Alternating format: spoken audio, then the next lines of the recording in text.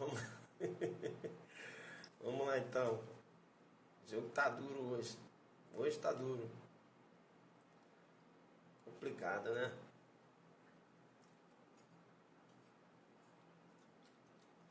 Só a garrafinha da águia. Se travar é porque não é pra te dar essa aula hoje, hein? Não sei, a missão é agora vai, né? A missão é agora vai. Tá sugado. É, agora eu troquei. Joguei a internet do telefone. Essa net aí, ela tá, não tá legal. Beleza. É, acho que tá faltando isso, né? Jogo duro, meu rei, isso aí. Vamos lá. Periscópio hoje está assim, caindo. Prof, não é só do seu não, geral, né? Caindo. Beleza. Diamante focado aí na área.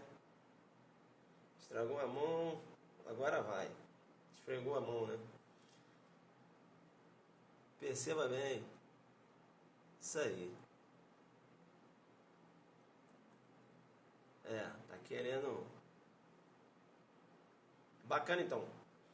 Segura as mensagens aí agora. Segura as mensagens aí. Então, voltando rapidinho. Eu tinha falado, né, para não perder tempo, senão vai cair, aí eu não vou poder fazer o resumo que eu queria fazer, né? Mas vou tentar fazer aqui, jogar duro rapidinho. Então eu falei que o ato de indiciamento, né, é aquele ato em que você atribui a autoria ou participação de uma infração penal a uma determinada pessoa. Eu falei que o ato de indiciamento, majoritariamente a doutrina entende que ele ocorre no início da investigação, né, através aí do auto de prisão em flagrante, até o relatório final, ou do início da investigação através da portaria, né, fora de uma situação flagrancial, até o relatório final, beleza? Coloca um fone, não posso gritar, né? Olha a hora. Então perceba bem, que o ato de indiciamento, né, ele não pode ocorrer após o recebimento da denúncia, né? E aí eu dei alguns detalhes lá em relação à possibilidade do réu ser indiciado, né? Eu disse que ele pode ser indiciado por outro delito, eu sei que eu falei isso. Você tem que voltar na transmissão de ontem, né? Acho que nem vai dar mais, porque já a transmissão lá já vai sair, né? E ficar 24 horas. Bem, quem assistiu sabe do que eu estou falando. Legal? Pois bem, e aí, né? Já expirou, né? Bacana. E aí, eu também lembro que eu dei a classificação dos indiciamentos, né? Eu dei uma classificação do professor, que está na obra, né, do professor Renato Brasileiro, e veja que outras doutrinas também costumam fazer referência a essa classificação. Você não vai ver essa classificação lá no Nestor Távora, que ele não faz. Você não vai ver essa classificação no Norberto Avena, que ele também não faz essa classificação. Você vai ver essa classificação lá na obra do professor Renato Brasileiro. Acho que no professor Núcio também tem essa classificação, que é o indiciamento direto, é isso? Indiciamento direto é aquele que é feito diretamente na presença do indiciado, né? E o indiciamento indireto é aquele que é feito na ausência do indiciado. Eu quero chamar a sua atenção, e é por isso que eu fiz um complemento, porque existe uma outra classificação, né? Eu diria assim, uma classificação desenvolvida aí pelo professor Francisco Facchini, né? Por que eu quero dar a classificação dele? Primeiro que ele é um delegado de polícia, e outro que eu chamo ele de caneta de ouro, né? Delegado Francisco Facchini, né? Facchini. Eu acho que é Facchini, não sei se é Facchini ou Facchini ou Facchini. Bem, ele me desculpa, eu vou chamar ele de Francisco. E ele é coautor, né? Coautor da obra com prof, né? Questões comentadas, delegado de polícia, e trabalhou as questões de direito penal. Sassini, né? Francisco Sanini, Francisco Sanini, exatamente. Facchini, eu sei de onde eu tirei isso. Francisco Sanini, isso. Delegado de Polícia de São Paulo, caneta de ouro, dom de escrita, e ele desenvolveu uma classificação também muito interessante, né? Um artigo que ele elaborou. Beleza? Vou passar essa classificação também, porque veja bem, se eu fizesse parte de uma banca, eu iria perguntar uma classificação lá do professor. Por que não? Primeiro, é um delegado de polícia escrevendo, né? Então, legal. Então, eu tenho um indiciamento direto, que é aquele realizado na presença do indiciado. Eu tenho um indiciamento indireto, que é aquele realizado na ausência, né, do indiciado. E também o professor Francisco Sassini, né? Vou chamar de professor Francisco, né, coautor da obra comigo lá nas questões comentadas de delegado de polícia, concurso de delegado de polícia. ele também tem uma classificação muito interessante. Ele chama, Sassini, isso, Francisco. Ele chama de indiciamento formal, né? O que seria um indiciamento formal para o professor Francisco? Veja que o indiciamento formal, ele decorre da formalidade do ato de indiciamento. Veja bem que uma pessoa, quando ela é indiciada, veja que logo, ato contínuo, há o que eu vou chamar de auto de qualificação e interrogatório. Beleza? Uma pessoa, quando ela é indiciada, há o que eu vou chamar de auto de qualificação e interrogatório. Perceba bem que diversas providências são tomadas, como, por exemplo, a informação da vida pregressa, está caindo aqui no bizu, tá? Boletim, você tem um boletim de identificação, legal? Então, todas essas formalidades, né, decorrem do que ele chama de indiciamento formal. Seria, né, as formalidades decorrentes do indiciamento. Ele chama de indiciamento formal. Veja bem que ele também cita, né, classifica, dá uma classificação chamando de indiciamento material. O que seria o indiciamento material? Uma coisa é ligada à formalidade do indiciamento. Você tem o auto de qualificação interrogatório, você tem a questão da vida pregressa, você tem lá o boletim de identificação, beleza? Isso decorre da formalidade ao indiciamento formal. O indiciamento material é aquele que se materializa no despacho de indiciamento. Ou seja, o delegado ele deve expor as razões, né, e fundamentos jurídicos que o levaram a indiciar determinada pessoa. Beleza? Indiciamento material se prende às questões, ele vai expor lá, né, as suas razões e fundamento jurídico. Legal?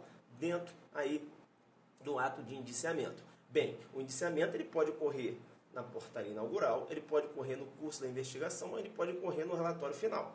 Não necessariamente no relatório, como o colega colocou aí. Bacana, então? Tranquilo? Indiciamento formal, indiciamento material. Veja bem, é uma classificação do professor Francisco. Legal? Bacana? Né?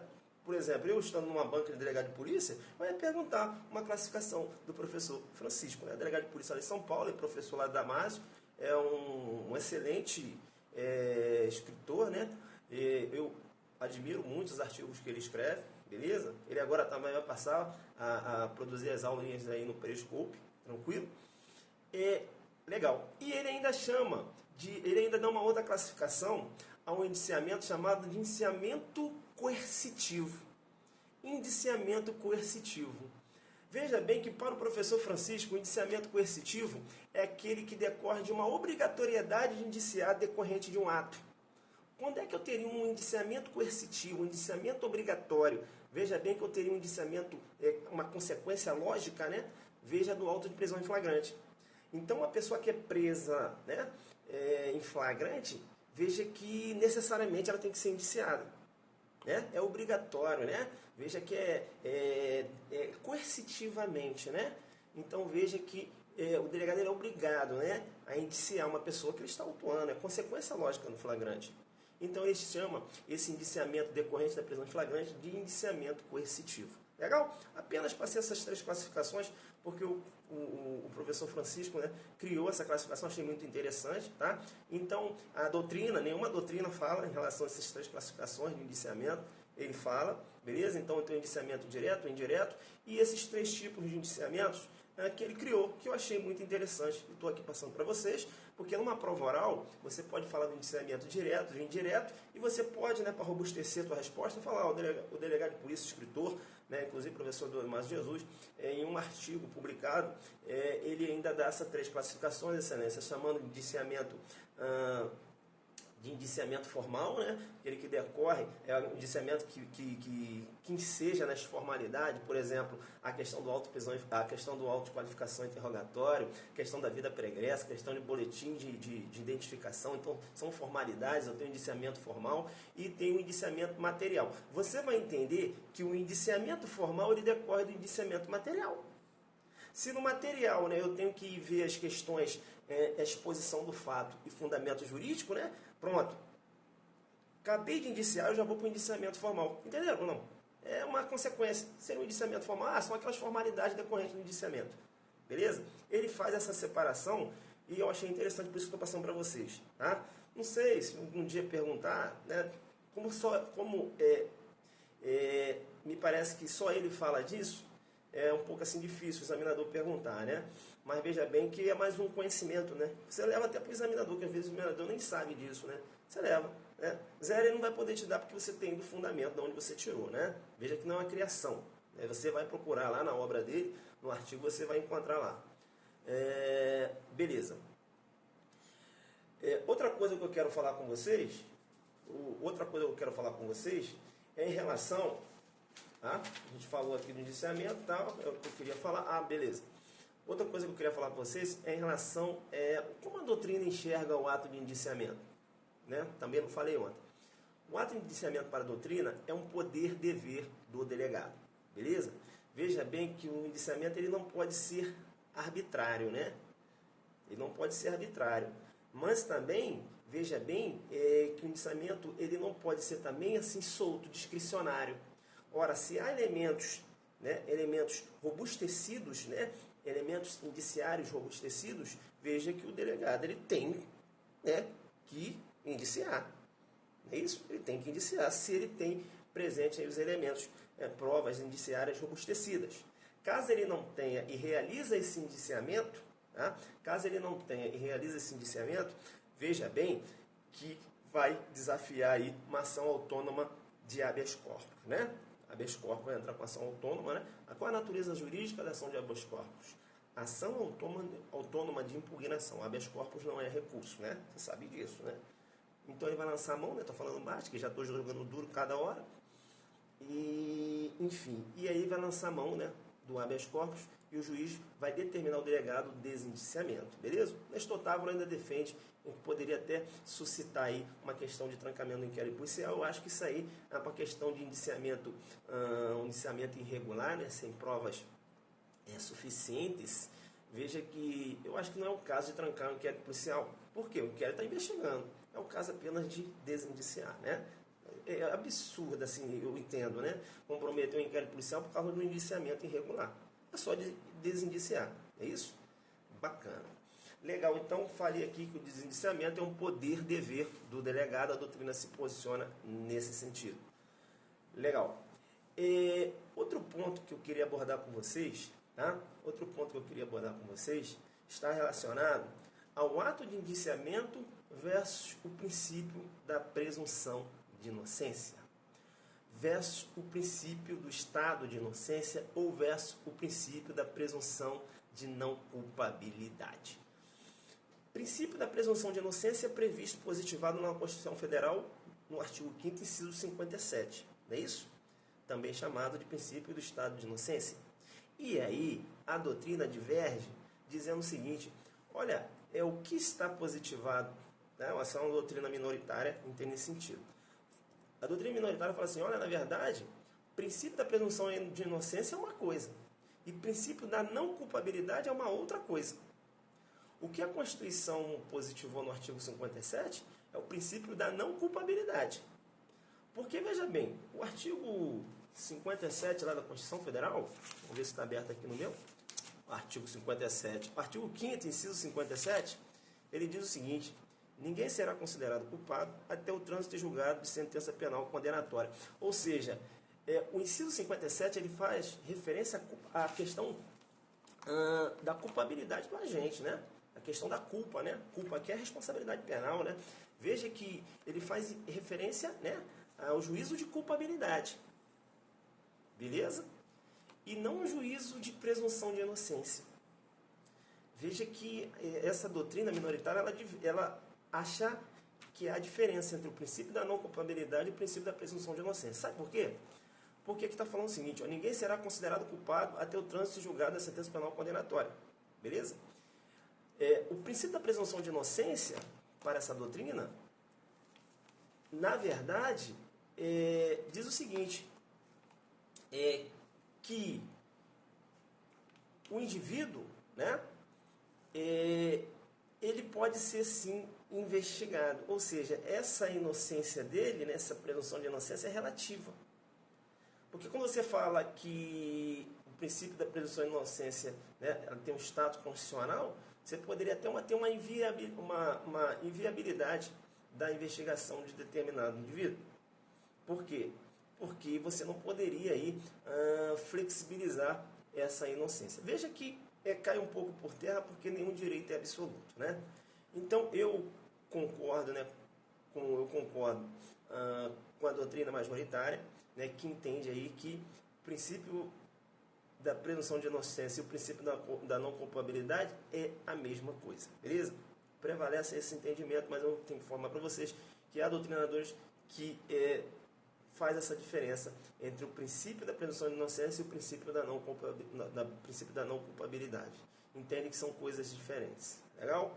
Mas majoritariamente o entendimento é que trata-se do mesmo princípio, legal? Majoritário nesse sentido aí. Pois bem, esse princípio da não culpabilidade, né? Vou chamar de não culpabilidade, presunção de inocência. Veja que ele tem duas vertentes. A primeira vertente se refere ao tratamento. Ou seja, perceba bem que durante, né, o processo, até mesmo durante a investigação, eu não posso dar um tratamento a um investigado, né, a um indiciado ou até mesmo a um acusado. Eu não posso dar um tratamento a ele um tratamento de culpado. Beleza? Eu não posso dar um tratamento de culpado, né? Veja que a primeira vertente se refere ao tratamento. A segunda vertente desse princípio, né, muito interessante, se refere à questão probatória. Se refere à questão probatória por quê? Porque o ônus de provar a culpa é da acusação e não da defesa. Então, no que se refere ao tratamento, eu não posso dar um tratamento de culpado. E outra coisa, o ônus da prova cabe à acusação. São as duas vertentes aí do princípio da não culpabilidade ou princípio da presunção de inocência. A pergunta que se faz é o seguinte: será que o ato de indiciamento ele ofende o princípio da não culpabilidade ou o princípio da inocência? Será que uma pessoa, quando ela está indiciada, será que não fere o princípio da inocência? O princípio da não culpabilidade? Perceba bem que o ato de indiciamento, né, um ato privativo da fase de investigação, é um ato que não mantém qualquer vínculo com a culpabilidade. Veja que o fato de uma pessoa se encontrar indiciada, muito embora você tenha consequências, querendo ou não, né, uma consequência que vem aí a manchar um pouco a imagem da pessoa, porque, claro, uma pessoa, se ela se encontra indiciada, né, veja que você tem um efeito, né, da imagem dela na sociedade, enfim, você tem a questão do registro, né, ficar registrado na polícia, enfim. Mas veja bem que o ato de indiciamento não necessariamente ele enseja a culpabilidade do agente, beleza? O ato de indiciamento não necessariamente ele enseja a culpabilidade do agente, né? O ato de indiciamento, o juízo é de probabilidade. O ato de indiciamento, o juízo é de probabilidade e não um juízo de culpabilidade, né? Então perceba bem que eu não posso fazer um juízo de culpabilidade, porque quando eu faço um juízo de culpabilidade, eu dou um tratamento, né? Olha aí, eu dou um tratamento de culpado a quem está indiciado. Então, o ato de indiciamento, o juízo é de probabilidade, né? Há indícios que seja jutício. Por quê? Ocorreu um homicídio, arma de fogo, as impressões digitais dele foram constatadas nessa arma de fogo. Então, um juízo de probabilidade. Tá? Então, não há que se falar do ato de indiciamento ferir, vilipendiar o princípio da presunção de inocência ou o princípio da não culpabilidade. Beleza? Esse entendimento é tranquilo e veja que esse entendimento segue o mesmo raciocínio no que se refere às cautelares. Será que uma pessoa pode ser presa cautelarmente antes do trânsito julgado da sentença penal condenatória? Sim, porque a prisão cautelar, né, veja que é um elemento, é um instrumento, não é isso? Veja que é um instrumento de quê? É um instrumento que serve ao processo, né, necessariamente. Eu tenho a prisão temporária, né, que é uma prisão cautelar pertinente à fase de investigação, não é isso? Eu tenho a prisão preventiva, que é pertinente tanto à fase de investigação como à fase de instrução, não é isso? Então veja que uma pessoa que é presa cautelarmente, não há que se falar aí na ofensa ao princípio da não culpabilidade, porque a prisão ela serve o processo. Recentemente, veja que STF, né, relativou, mitigou esse princípio da presunção de inocência. Por que eu digo que ele relativou, ele mitigou? Porque veja bem que o STF agora entende que a partir de uma decisão de segundo grau de jurisdição é possível a execução provisória da sentença. Perceba bem que o princípio da não culpabilidade, o STF tirou lá do trânsito de julgado, é isso que ele fez, né? Relativando, tirou do trânsito de julgado e jogou para o segundo grau de jurisdição.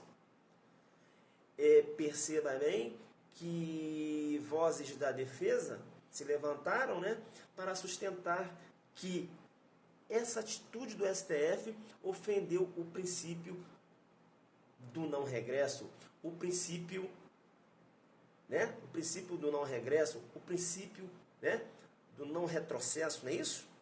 Não é isso? O princípio da vedação do retrocesso, o princípio da vedação do não regresso, o princípio da vedação da evolução reacionária do direito penal, também chamado, né? Princípio da vedação, princípio da vedação do regresso, princípio da vedação do retrocesso, princípio da vedação da evolução reacionária do direito penal e também chamado de efeito cliquet, né? Por que efeito cliquet? Porque os alpinistas, eles utilizam determinados instrumentos, e esses instrumentos dos alpinistas, eles são programados apenas para subir e nunca para descer. É o que a gente chama de efeito cliquet, né? Escreve-se cliquete, é parquete, mas a pronúncia é cliquet, né? Bacana? Efeito cliquet, né? Efeito cliquet é o princípio do não retrocesso, princípio do não regresso, princípio da vedação reacionária do direito penal. Bacana? Então a defesa ela sustenta que o STF estaria ferindo aí o princípio do não retrocesso. Mas a defesa esquece que deve sim homenagear o garantismo positivo, né? Porque a defesa me parece que ela está com a visão, né? Visão hiperbólico, não é isso? Uma visão hiperbólico monocular do direito penal. É aquela visão que é somente para o réu e nada para a sociedade. É o que eu vou chamar de garantismo negativo, é isso? Hoje você tem que prestigiar o garantismo positivo. Ou seja, o Estado vai garantir direitos e garantias fundamentais, mas o Estado também tem que se preparar, o Estado ele tem que dar uma resposta para a sociedade.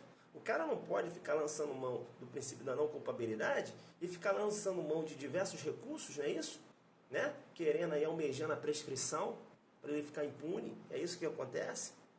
Então, eu entendo que uma execução provisória da sentença, né, uma possível prescrição pode ocorrer. Veja que uma execução provisória da sentença homenageia, claro, aí o princípio, né, da vedação da proteção deficiente do direito penal, né? Veja que o Estado ele não pode ter uma proteção deficiente dos bens jurídicos. Beleza?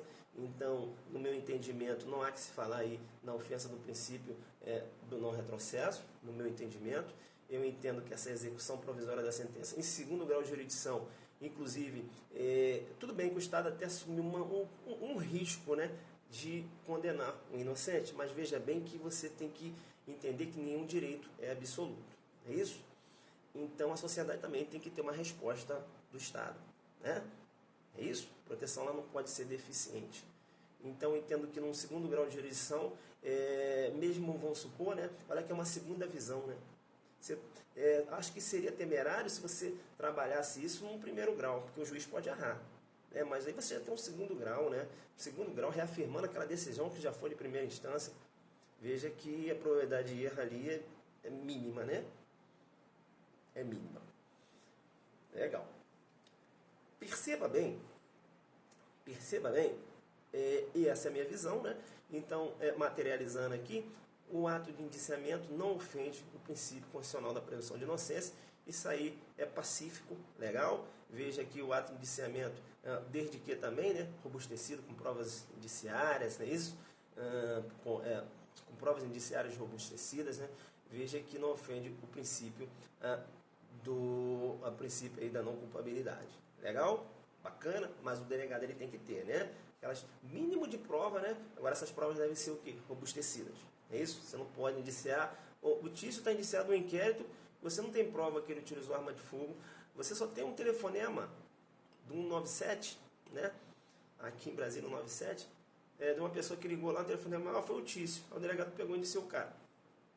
Né? Veja que você não tem um fundamento, um fundamento, eu digo aí, um bom fundamento para indiciá-lo. É isso? Que a prova, eu entendo que é uma prova fraca. Beleza? Tranquilo, então, e o mesmo raciocínio, né, eu digo do ato de indiciamento, você aplica aí nas cautelares, né? Veja que uma prisão cautelar antes do trânsito julgado da sentença penal condenatória não ofende o princípio da não culpabilidade. Beleza? Tranquilo? Legal. Você está falando aí em relação ao princípio da onde é? O professor entende o princípio da insignificância. Hoje é muito discutido, né? Na questão do princípio da insignificância, se instaura ou não instaura o inquérito policial. Veja que é relativo, não é isso? Veja que esse juízo de princípio de insignificância, majoritariamente entende que o delegado não pode fazer o juízo, né? Esse juízo de tipicidade, no que se refere aí a reconhecer a ausência de tipicidade material, né? Veja que é a doutrina majoritária nesse sentido, né? Minoritária, aí os delegados seguem a corrente minoritária, que sim, o delegado pode sim fazer um juízo de valor de tipicidade, né? E até deve fazer, né? Não é isso? Um conceito tripartido, né? Crime é um fato típico, antijúri culpável, não é isso? Então ele tem que sim fazer um juízo de valor até para ele saber se é crime, né? Então a gente defende sim que o delegado ele pode aplicar o princípio da insignificância. Veja que os delegados entendem dessa forma. Mas você vai verificar que os promotores, juízes entendem que essa avaliação do princípio da insignificância, quem deve fazer é o juiz de direito. Bem, isso aí é para uma aula que eu vou dar do princípio da insignificância, que não é hoje. Bacana? Legal? Pois bem, a gente fecha aqui, né? A gente fecha aqui porque era um complemento apenas da aula de ontem, não é isso? Acabei jogando duro, como sempre. E como eu sou danado, como eu gosto de jogar duro, eu vou apresentar um casinho para vocês, já que eu estou falando de inquérito. Outro detalhe, você não pode perder a minha aula de inquérito penal, beleza? Lá em Goiânia, né? Em Goiânia, aula presencial, você tem que jogar duro, tem que assistir a aula. Bem, professor, eu não moro em Goiânia, queria assistir essa aula online, tem como? Tem, você entra lá no site Saber Mais Direito e você vai fazer a sua inscrição lá no site Saber Mais Direito, online lá no site Saber Mais Direito, 11 de março. E eu vou jogar muito duro nessa aula, e eu vou falar de diversas jurisprudências. Eu estou dando apenas um aperitivo. Hoje eu vou dar um aperitivo. Vou dar um aperitivo para você, de como eu vou jogar duro lá, que eu vou trabalhar com inquérito policial, né? Vou falar todas as jurisprudências relativas ao inquérito. Como eu gosto de dar um aperitivo para você, eu tenho que dizer o seguinte: perceba bem que ocorreu um latrocínio. E chegou a informação de que o Tício teria participado desse latrocínio. Inquérito penal está instaurado. E perceba bem que o Tício foi encontrado 3 dias depois do fato. Não é isso? Opa, está querendo gelar? Vamos lá. O Tício foi encontrado 3 dias depois do fato. Cadê o ar-condicionado? Tem que falar rápido. O Tício foi encontrado 3 dias depois do fato. Esse ar-condicionado, vamos lá, pode esquentar não. O Tício foi encontrado 3 dias depois do fato. E veja que o Tício foi encontrado com uma carteira da vítima. E, segundo informações, durante esse latrocínio, essa carteira teria sumido. Bem, os policiais encontraram o Tício em determinado local e o Tício estava com uma carteira.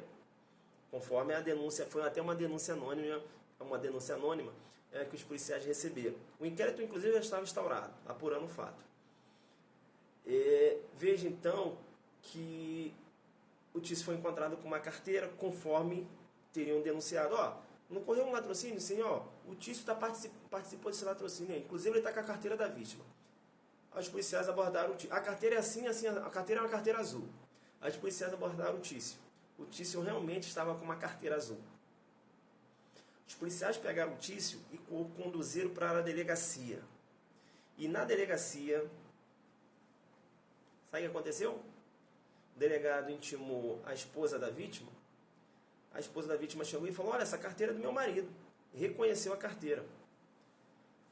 Já reconheceu a carteira e veja que esse latrocínio, outras testemunhas, né, visualizaram a ação desse agente. Aí com a intenção do delegado, olha, já tem um reconhecimento aqui da esposa da vítima, que não estava no local, mas reconheceu a carteira, dizendo que essa carteira é da vítima.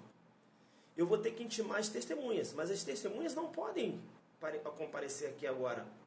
E outra coisa, eu vou ter que produzir outras provas. Cara, eu preciso prender esse cara. Veja que o Tício não está numa situação flagrancial. Veja que também não tinha ordem judicial para levá-lo para a delegacia. Ele foi levado porque ele foi encontrado com uma carteira que era parecida. Veja que esse reconhecimento da carteira só aconteceu na delegacia, então quando ele foi levado para a delegacia, o reconhecimento da carteira ainda não teria sido feito pela esposa da vítima. Vocês estão acompanhando aí ou não? Está acompanhando aí? Vamos lá. Vocês estão acompanhando? Beleza. Tranquilo. Segura aí a temperatura. Tá, deu para entender? Pois bem, o que aconteceu? Segura. Tá querendo dar uma esquentada. Ele tá querendo esquentar. Vou chegar aqui perto do ar-condicionado, que ele tá afim de jogar duro. Eu vou jogar mais. Agora começou. Quero ver jogar duro. Aqui não. Vamos lá, volta. Volta. Conseguiu pegar então? Então ele foi levado para a delegacia, beleza? Porque ele estava com uma carteira azul, conforme foi informado lá na denúncia anônima. Tranquilo?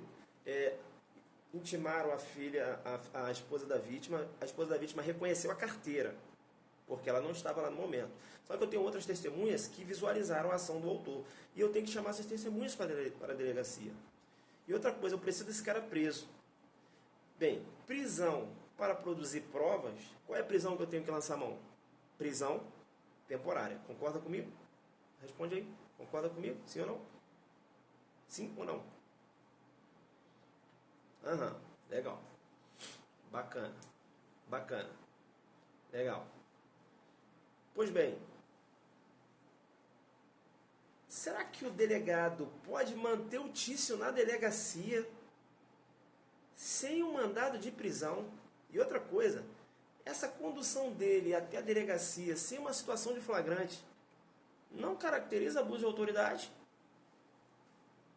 Sim ou não? Será que essa condução foi arbitrária? Sim ou não?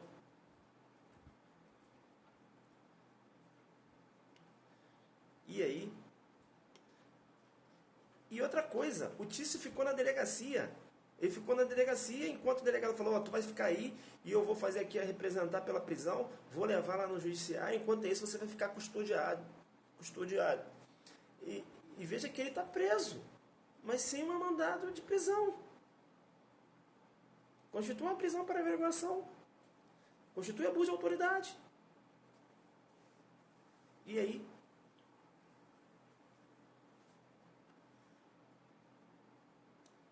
Jogando duro? Eu estou jogando duro? Responde aí. O que você acha? Demais, né? Legal. Essa prisão, essa condução é ilegal? E esse tempo que o cara ficou na delegacia até o delegado levar essa representação lá no judiciário, até o juiz decidir pela prisão temporária, será que o delegado pode deter essa pessoa? Fato similar ocorreu em 2011. Em 2011 ocorreu um latrocínio e o autor ele se encontrava com um talão de cheque da vítima. Pois bem, essa informação chegou à delegacia. Esse autor, né, considerado até então suspeito, foi encontrado na rua. Os policiais levaram ele para a delegacia, tá certo? Para prestar declarações. E lá, a esposa da vítima reconheceu o talão de cheque. O delegado manteve esse cara na delegacia, custodiado, está lá preso, enquanto fazia ali a representação pela prisão temporária. A defesa alegou que ocorreu arbitrariedade, que a condução foi ilegal porque ele não estava em situação de flagrante. Outra coisa, esse tempo que ele permaneceu na delegacia, ele permaneceu a título de quê? A defesa alegou. O STF entendeu que não ocorreu ilegalidade. Não ocorreu por quê? Porque o artigo 6º do Código de Processo Penal, ele determina o seguinte: a autoridade policial tomará todas as providências no sentido de elucidar o crime, inclusive a condução coercitiva de um suspeito. E, inclusive, né, a sua manutenção na delegacia enquanto representa pela prisão temporária. É claro que deve ocorrer o imediatismo, né? O cara está aqui, o delegado está lá no computador fazendo a representação, está levando lá no judiciário, enquanto isso o cara está preso, né? Ali está com a liberdade cerceada. Não pode o cara ficar na delegacia um mês e o delegado fica aí que eu vou pedir sua temporária, você vai ficando. Não, aí não. Tem que ter razoabilidade, né? Então veja que enquanto ele está prestando declarações, não é isso? Ele está ali, o delegado faz a representação, né, imediatismo. Enquanto o delegado vai levar a representação, o juiz vai analisar, o delegado pode até falar, o cara está na delegacia e tal. Veja bem que o STF entendeu a prisão legal, não há que se falar em abuso de autoridade, e eu dou o julgado para você porque eu jogo muito duro, beleza? Anota o julgado aí. HC 107 644 São Paulo. HC 107 644 São Paulo. Isso, 107 644 São Paulo. Relator ministro Ricardo Lewandowski, né? Ricardo Lewandowski. Veja que o julgamento foi 6 de setembro de 2011.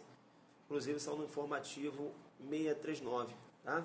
Então essa condução coercitiva de um suspeito à delegacia, alô Sani, veja bem, ao professor, né? Aí, professor Sani, eu estava até errando o teu nome aqui, irmão. A gente aqui falou da sua classificação, né? A gente aqui aprendeu, né, o indiciamento formal, aquele que decorre necessariamente dos atos de formalidade do indiciamento, né? O auto de qualificação, interrogatório, o boletim de identificação, a questão da vida pregressa. E a gente falou também, Sani, aqui da sua classificação em relação ao indiciamento material, né? Em que o delegado ele tem que ter o quê? Expolar suas razões, né? De fato, e também a questão jurídica, né? O que levou ele a indiciar aí o suspeito, que agora figura como indiciado, né? Veja que a gente também aprendeu um indiciamento coercitivo, né? Indiciamento coercitivo, que você bem fala, que é aquele que decorre da prisão em flagrante, né? Então, a sua classificação é muito importante, os alunos já estão ligados nessa classificação aí, né? Além daquela classificação que é de praxe, né? A classificação lá do indiciamento direto, que é na presença do indiciado, indiciamento indireto, né? Que é feito aí na ausência do indiciado, beleza? A gente trabalhou aqui a sua classificação e eu aqui indiquei a fonte, né? E além disso, pessoal, convido vocês a seguir o professor Francisco, né? Francisco Sanini, não é isso? Ô Francisco, joga aí teu IG aí pra galera te seguir lá, que ele agora vai começar a fazer umas aulinhas lá. Eu, inclusive, chamo esse professor, né, de professor caneta de ouro, porque ele escreve muito, né? O cara é bom na caneta e a gente tem que admirar. E outra coisa, delegado de polícia, beleza? Depois, Francisco, joga teu IG aí pra galera seguir. Beleza, então, pessoal? Entenderam, então? Então, essa condução coercitiva à delegacia e essa manutenção, né, do suspeito. Aí, ó, @fsanini, Fsanini1, né? Vamos seguir. Quando o prof fala vamos seguir, é para seguir, hein? O cara joga duro. Beleza? Tranquilo. Então, essa condução coercitiva à delegacia e essa manutenção do suspeito, ou até mesmo o delegado pode entender já realizar um indiciamento ou do indiciado, né, dependendo se o delegado indiciou ou não, na delegacia até ser analisada a prisão temporária.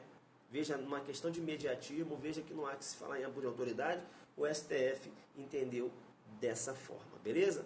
Valeu, parceiro, tamo junto aí, tá? Indiciamento formal, material e coercitivo, legal? A galera tá jogando duro aqui, bacana a sua classificação. Bacana, então, pessoal, veja que não há que se falar em crime de abuso de autoridade, o STF decidiu nesse sentido. Então pode cair uma questão dessa, né? E aí você vai ter que, inclusive, falar com o STF, decidiu nesse sentido. E quais foram os fundamentos jurídicos do STF? Veja que o STF fez alusão ao artigo 6º, né? Lá do CPP, inciso de 2 a 6, né? Falar nas providências que o delegado vai ter que tomar, é isso, para a elucidação do fato. Veja que essa questão da produção de provas, né? Você conduzir um suspeito para a delegacia, na verdade você está querendo, né, produzir provas, não é isso? Produzir provas. O Saber Direito, ele entrou agora no final, né? Perdeu o julgado, não é isso? Perdeu o julgado, Saber. Né? Chegou agora, estou só te olhando. Beleza, então, pessoal, anotaram o HC? Vou repetir o HC. HC 107-644 São Paulo, tá? Da relatoria do ministro. Aí a galera tá chegando do Saber, vou ter que repetir o julgado. Do ministro Ricardo Lewandowski, tá? 6 de setembro de 2011. 6 de setembro de 2011, informativo 639. Beleza? Informativo 639. O que acontece? Tem uma galera chegando aí agora. Vamos lá, vou esperar essa galera chegar. Né? Claro que eu não vou voltar à aula, mas só dar o bizu da prisão. Pode? Dar o bizu para eles. Nada de individualismo, né? Vamos lá. A galera chegando aí. São os convidados do Saber. Vamos lá, vou repetir aqui. Né? Só que eu já vou falar em apertada síntese.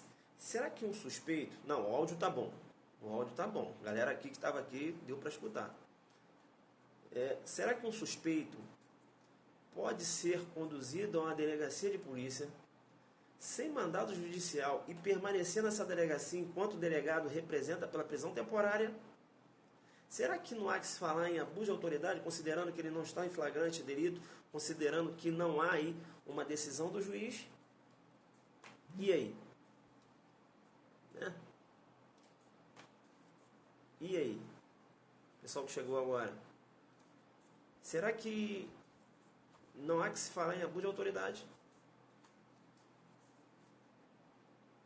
E aí? Perceba bem que você vai pegar na retransmissão, né, que eu dei o casinho. Perceba bem, né? Essa foi boa, né, guerreiro? Não, mas todas são boas. É porque você não conhece o prof. Ele joga duro. Perceba bem que essa questão chegou ao STF em 2011. E o STF entendeu que não constitui abuso de autoridade essa condução de suspeito à delegacia coercitivamente e essa manutenção dele na delegacia enquanto o delegado representa pela prisão temporária. Agora, razoabilidade. O que é razoabilidade? É o cara chegou na delegacia, o delegado entendeu pela necessidade da temporária, mantém ele lá e representa. Né? Representa, leva lá no judiciário. Não é o delegado chegar, deixar o cara preso lá 5 dias e no 6º dia representar pela temporária. Isso não. Isso é abuso de autoridade. Deu para entender ou não? Deu para entender? Demanda o imediatismo. Entenderam ou não? Demanda o imediatismo. Beleza? E eu vou dar o julgado para você. Anota o julgado aí. Julgado HC 107 644 São Paulo. Ministro Ricardo Lewandowski, 6 de setembro de 2011, informativo 639, STF, entendendo que não há que se falar em abuso de autoridade, entendendo que, inclusive, o delegado ele deve adotar as providências, né, na elucidação do crime, e uma das providências é conduzir o suspeito, né, a produção de provas, entendeu? Então não há que se falar em abuso de autoridade, a defesa alegou abuso de autoridade, o STF entendeu que não. Beleza? Então essa condução coercitiva e a manutenção do suspeito na delegacia enquanto representa pela temporária, esse tempo que ele fica na delegacia lá, não há que se falar em prisão ilegal. Bacana, legal, tranquilo? Tranquilo? Beleza, então, pessoal, o que eu quero falar? Em Goiânia eu vou arrebentar, eu já falei, né? Isso, garantia positiva. Em Goiânia eu vou arrebentar na aula de inquérito policial. É só assim, é só aperitivo, é só jurisprudência. Eu vou jogar duro na jurisprudência em Goiânia. Presencial, quer fazer inscrição? adelantefocado@gmail.com ou adelantefocado@hotmail.com. Presencial. Você não mora em Goiânia, professor, não mora em Goiânia nem em Brasília, eu queria fazer inscrição. Beleza, você vai poder assistir online, beleza? Vai assistir online como? Você vai fazer você vai fazer a sua inscrição lá no site Saber Mais Direito. Você vai na Saber Mais Direito, vai fazer a sua inscrição, você vai assistir essa aula online. Inquérito policial vai cair em Pernambuco, tanto para delegado como para agente, eu não tenho dúvida. Legal? Vou só pegar meu carregador aqui, segura aí.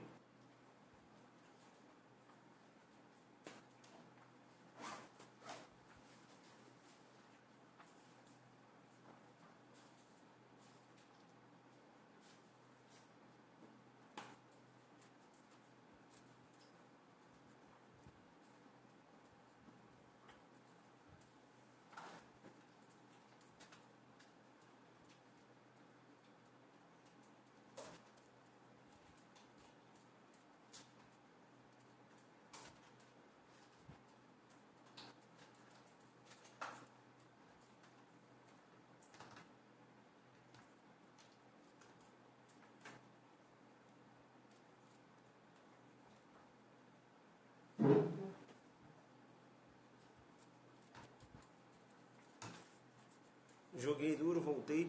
Agora sim. Tá querendo jogar duro comigo? Pronto.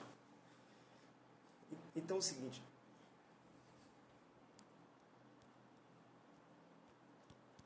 Voltou. Volta.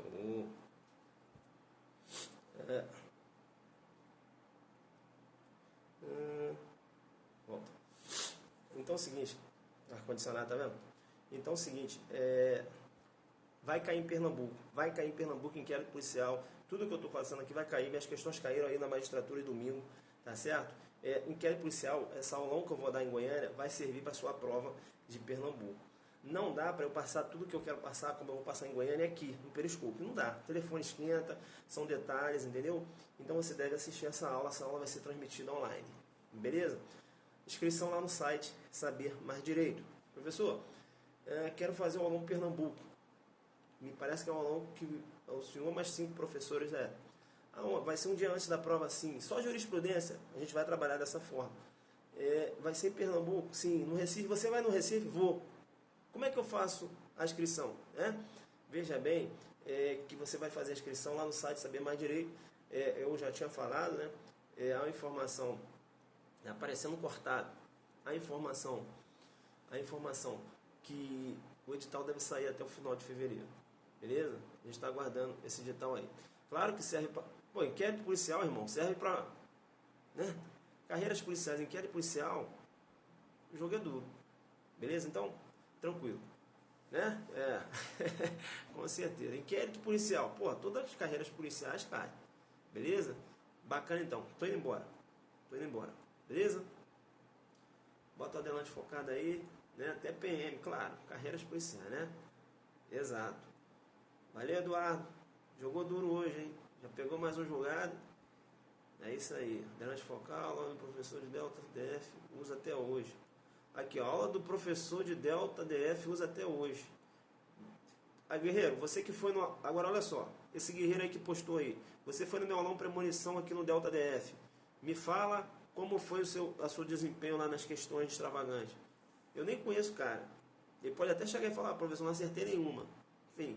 Mas como ele colocou que eles têm essa aula até hoje, se ele puder postar, ele vai falar como foi. Beleza? Tá cedo para dormir, continua. Aí, ó, gabaritei, mas errei as outras. Pessoal, olha só que o cara... Ó, Juca, não, posta de novo, irmão. Posta de novo, por favor. Eu nem te conheço, posta de novo. Ele fez um aulão premonição para Delta DF aqui. Posta aí o que você acabou de postar, né, para ver que eu não brinco. Né? Ele vai falar como foi o desempenho dele na legislação extravagante lá. Eu dei a aula de legislação extravagante, esse aulão premonição. Ele colocou aí agora, né? O colega pode colocar de novo aí, como é que foi seu desempenho? Se ele puder colocar aí, não é isso? Professor Kleber Barra aí, ó, gabaritei de legislação penal extravagante, gabaritei, olha aí, tá dizendo. E você foi na minha aula lá, né? Delegado DF. Pessoal, então a gente não está aqui de conversa fiada, né? A gente não tá. Professor Kleber Barros na área aí, ó. Joga duro. Vamos seguir, né? @Kleber Barros. Sim, jogou duro, joguei duro. @Kleber Barros, professor Kleber Barros, joga muito duro, da equipe do prof aí, amigão, né? Vou lá entrar lá no IG dele, a gente vai fazer uma participação lá, né? Depois, cadê o IG dele? Qual é o IG? Né? Coloca aí, Barro. Vamos lá. Jogando duro, Cléber Barro. O Cléber Barro também joga muito duro. Todas as matérias na véspera da prova. Todas as matérias, penal, processo penal, legislação extravagante, penal, processo penal, legislação extravagante, administrativo constitucional. Esse que a gente vai trabalhar lá. Né? Eu, Cleopas, delegado Cleopas, delegado Bruno, autores do livro Questões Comentadas, delegado de polícia, o delegado Lúcio Valente também vai trabalhar penal lá, beleza? O jogo vai ser duro. O jogo vai ser duro. Colar no Zuc, colar no Zuc. Bacana? Então, pessoal, vou ler um pouquinho o que vocês estão escrevendo aqui para eu ir embora. Vamos lá? Joga aí. Vou fazer a inscrição. Site Saber Mais Direito. Corre lá. Primeiro lote está acabando. Top mesmo. Delegado Copa joga duro. Cleopa é processo penal. Vai jogar duro. Quanto vai dar continuidade ao seu projeto do curso? Estou querendo arrumar tempo. Dr. Dalmo, criador do Saber, também vai falar no aulão. O Dalmo vai falar no aulão lá, Saber Direito. Pedro Medula vai estar no aulão também, dando uma força motivacional. O aulão de Pernambuco vai ser no centro de convenções? Vai ser no hotel, tá? A gente vai informar o endereço, beleza? Tá só esperando o edital aí, mas já tá, o local lá já está reservado. A gente vai informar o endereço. Mais alguma informação aí? Posso ir embora então? Posso vazar? Massa. Load Zuca carregando. Eu vi a prova TJRJ. Que prova foi aquela? Teoria de tipicidade conglomante, a gente vai falar. Bruno na banca do não vi. Show de professor, bacana. Sua escola hoje em dia está como, professor? Não, eu sou delegado vice-chefe. 10 anos, né? Tá na hora também de pegar uma chefiazinha, né? Não estou no plantão, não. Pessoal, vou embora. Pô, tem garotada nova entrando agora, né? Dá uma descansada. Descansada não, aí que você rala mesmo. Vai então, Roraima aí, ó. Ailton Freire, meu parceiro. Roraima. Peraí. Outra coisa que eu quero falar com vocês. Eu vou dar uma aula no Rio de Janeiro. Estão sabendo a minha aula no Rio de Janeiro? Estão sabendo a minha aula no Rio de Janeiro? Vou dar um aulão de exercício. E exercício do CESP lá no Rio de Janeiro. Eu vou dar as informações aqui, beleza? Legal? Aulão aí no Rio. Demorou, tamo junto, tranquilo? Vou passar as informações para vocês. Legal? A aula vai ser gostosa. O X, gostosa. Legal? Dá um aulão aí no Rio. Um aulão. O jogo vai ser duro. O aulão online, já falei, vai ser lá em Goiânia. Tem que entrar lá no site Saber Mais Direito e fazer a sua inscrição na palestra aulão lá. Tranquilo, vou nessa. Um abraço. Adelante focado, joga aí. Joga o adelante focado aí pra gente. Joga o adelante focado aí. Cadê? Tem que aparecer na tela. Pô. Apareceu? Não. Aí.